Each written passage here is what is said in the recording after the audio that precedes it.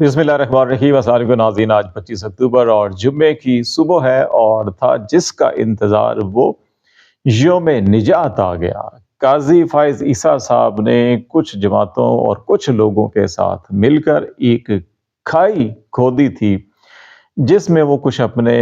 जजेस कुलीग को, चंद दोस्त अहबाब को फेंकना चाहते थे, गिराना चाहते थे, लेकिन काज़ी फ़ाइज़ ईसा साहब निज़ाम कुदरत के तहत उस खाई में खुद गिर गए और तमाम जिनको वो गिराना चाहते थे वो भी अपने कम कदमों के ऊपर और ज्यादा बड़े कद के साथ पांव जमा के खड़े हुए हैं और जिनके साथ मिलकर उनको गिराना चाहते थे वो लोग परेशानी के आलम में जो है कि वो अपनी अंजाम की तरफ देख रहे हैं। और काजी साहब तो अपने अंजाम को पहुंच गए, लेकिन अब जिन्होंने काजी साहब को इस अंजाम तक पहुंचाने में मदद की या किरदार अदा किया, अब उनकी अपनी परेशानी के दिन शुरू हो चुके हैं। और हुकूमत जिन्होंने काजी साहब की मदद के साथ जो है कि वो 26वीं तरमीम की और बहुत से जो कानूनी और आइनी मुशगाफियां हैं उनकी मदद लेकर काजी साहब को भी बचाने की कोशिश की, लेकिन वो काजी साहब को नहीं बचा सके। लेकिन अब वो खुद जो है कि यह हुकूमत कल से शदीद तरीन मुश्किल हालात का सामना कर सकती है और परेशानी जो है उनकी गुज़श्ता शब से जो है उसमें मुसलसल इजाफा हो रहा है, क्योंकि काजी साहब के साथ मिल के जिन जो उन्होंने गड्ढा खोदा था जिसके अंदर कुछ लोगों को उन्होंने दफनाना था, गिराना था,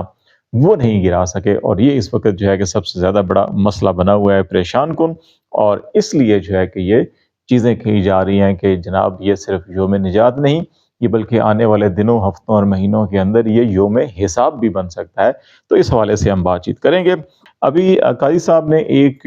कुछ रवायात कायम की थी और कुछ जो है कि वो अलमबरदार थे कुछ दावों के, कुछ क्लेम्स के, वो आपसे हम शेयर करेंगे। फिर आप 1 साल का, 1.5 साल का जो उनका ये दौर जो चीफ जस्टिस बतौर उन्होंने जो गुजारा, 1 साल 1 महीना 13 महीने, उसमें आप ये देखिएगा कि इन्होंने क्या कुछ किया। सबसे पहले काजी साहब जो है कि ये जब उमर अता बंदयाल साहब चीफ जस्टिस थे और उनके एजाज में इशाया था supreme court bar Pakistan bar council का, तो उसमें काजी साहब वाहिद जज थे जो खबरें चलवाई गई कि नहीं आए, शिरकत नहीं की, क्योंकि जी उमर अता बंदयाल साहब हम ख्याल जजेस बनाते थे और सियासी मामलात के अंदर जो है कि वो इन्वॉल्व थे, फलां फलां फलां जितनी चीज़ें हैं उसमें। लेकिन एन आखिरी वक्त पे कुछ 10-15 मिनट जो आखिरी थे उस वक्त वो पहुंच गए थे, लेकिन खबरें चलाई गई कि वो नहीं आए।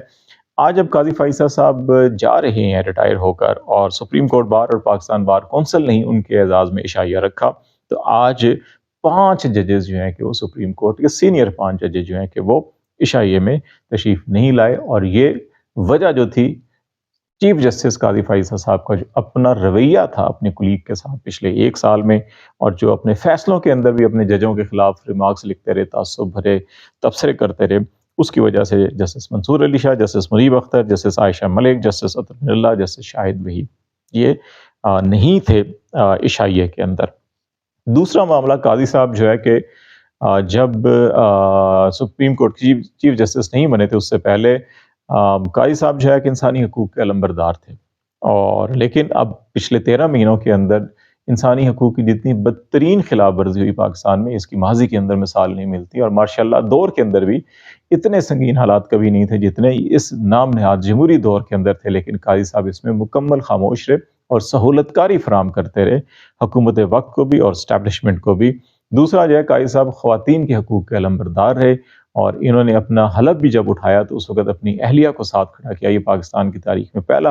वाक़या था कि जब किसी भी सदर मुमलकत, प्राइम मिनिस्टर या इवन चीफ जस्टिस, इन्होंने कभी ऐसा नहीं किया था। तो ये इन्होंने एक ये अच्छी मिसाल बज़ाहिर जो मैसेज दिया गया कायम की थी। लेकिन इनके अपने 13 महीनों के अंदर सैकड़ों ख़वातीन, सियासी कारकुन जो हैं कि वो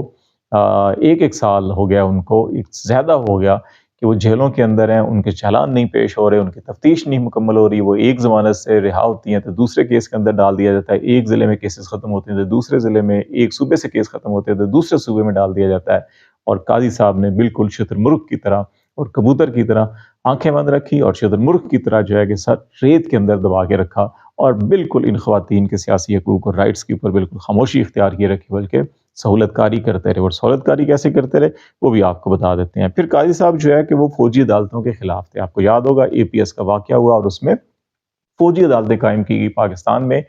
اور آئین میں ترمیم کی گئی for time being, one time صرف جو ہے کہ وہ 3 سال 2 سال کے لیے، اور غالباً پھر 2 سال اس کو ایکسٹینڈ بھی کیا گیا تھا۔ اس وقت ان کو چیلنج کیا گیا تھا سپریم کورٹ میں، اور اگرچہ اکثریتی ججز نے فوجی عدالتوں کے اس مخصوص وقت کے لیے قیام کو جائز قرار دیا تھا، لیکن قاضی صاحب نے اس میں اختلافی نوٹ لکھا تھا اور کہا تھا کہ کبھی بھی کسی بھی صورتحال کے اندر سویلینز کے فوجی عدالتوں میں کیس نہیں چل سکتے۔ یہ بنیادی انسانی حقوق اور جو آئین کے اندر تحفظ دیا گیا بنیادی انسانی حقوق کا، اس کے منافی ہے، اور یہ آئین پاکستان اور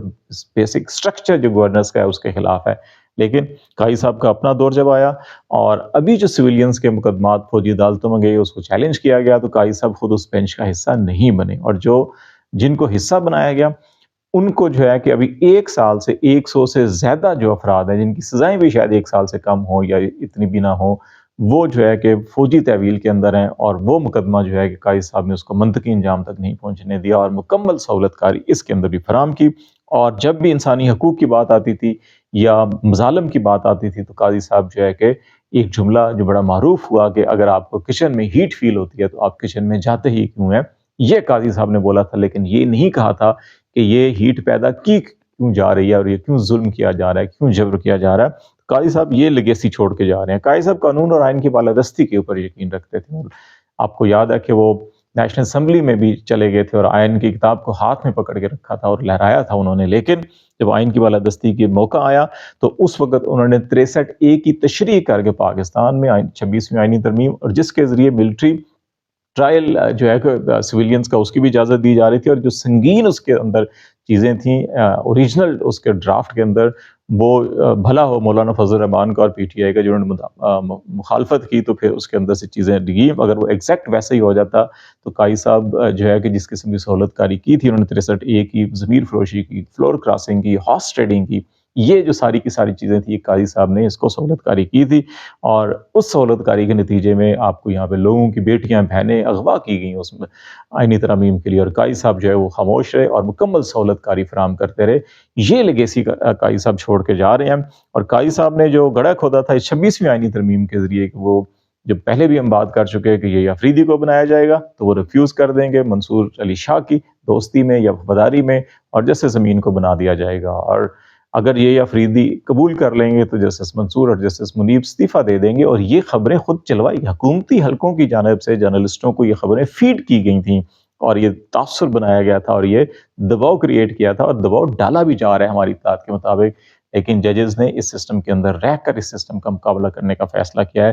اور یہی اس حکومت کے لیے جو ہے کہ سب سے جو پریشان کن اور سنگین صورتحال ہے، جو ہم نے کہا جی کل سے ان کی پریشانی شروع ہو جائے گی۔ گزشتہ روز سے پریشانی شروع ہو چکی کہ جب ان ججز نے فیصلہ کیا کہ وہ استعفیٰ نہیں دیں گے، صرف یہیں پہ نہیں، اب اور بڑے معاملات ہوں گے۔ دوسرا معاملہ، ابھی قاضی فائز صاحب جائیں گے تو ایک اسامی خالی ہوگی، میرٹ کے مطابق، پروسیجرز کے مطابق، رولز کے مطابق عامر فاروق سینئر موسٹ جو ہیں کہ وہ چیف جسٹس ہیں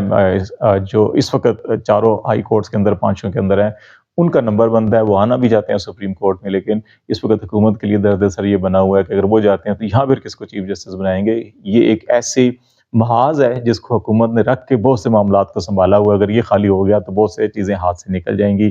اس طرح کو پشاور ہائی کورٹ کے دوسرے نمبر پہ آتے ہیں